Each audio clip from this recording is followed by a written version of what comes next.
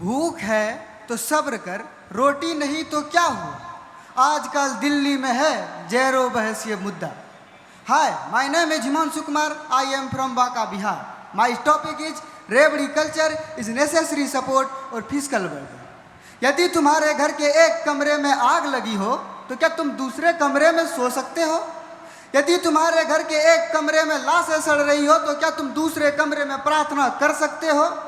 यदि हाँ, तो मुझे तुमसे कुछ नहीं कहना, क्योंकि देश कोई कागज पर बना नक्शा नहीं होता कि एक हिस्से के फट जाने पर बाकी साबुत उसी तरह बनी रहे।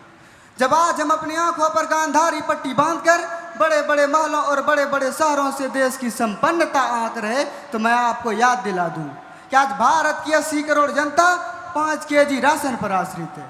आज भी गरीब कर्ज के तले फांसी के फंदे को चूब रहा है।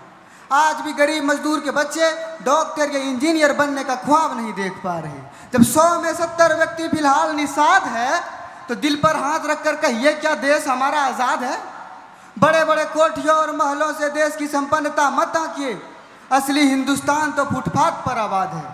जब हमारे स्वतंत्रता सेनानियों ने हमें अंग्रेज़ों की हुकूमत से आज़ादी दिलाई, उनके दिलों में ख्याल था कि आने वाले वक्त में हर एक भारतवासी को मूलभूत सुविधाएं दी जाएंगी, ताकि वह पेट के भूगोल से बाहर निकलकर देश और समाज के भविष्य के बारे में सोच सके। और ऐसा हुआ भी। जब हमारे बच्चों को मध्याह्न भोजन से अवगत कराया गया, न सिर्फ शिक्षा दर में बढ़ोतरी आई, साथ ही साथ कुपोषण दर में भी कमी आई। जब हमारे राज्य बिहार में बेटियों को साइकिल परियोजना से परिचित कराया गया, तो शिक्षा दर में काफ़ी तेजी से बढ़ोतरी आई। किंतु आज अरबपतियों और पूंजीपतियों के करोड़ों रुपए माफ कर उन्हें समाज कल्याण कहा जा रहा।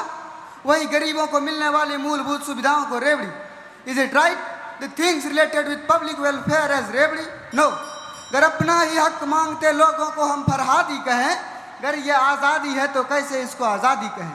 रेवड़ी कल्चर लोक कल्याणकारी राज्य के उद्देश्य को पूरा करने का एक महत्वपूर्ण जरिया है। बस दिशा और मनोदशा निष्पक्ष होनी चाहिए। समाज कल्याण के नाम पर सोना या चांदी नहीं, बल्कि उन्हें मूलभूत सुविधाएं देनी चाहिए।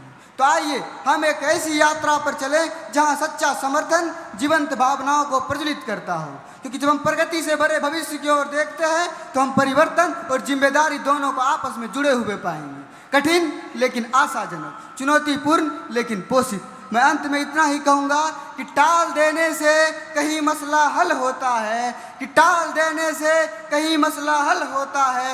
एक ना एक दिन तो फैसला करना होगा, और अगली नस्लों को तबाही से बचाने के लिए जो भी करना है इसी नस्ल को करना होगा। जय हिंद, जय बिहार। धन्यवाद।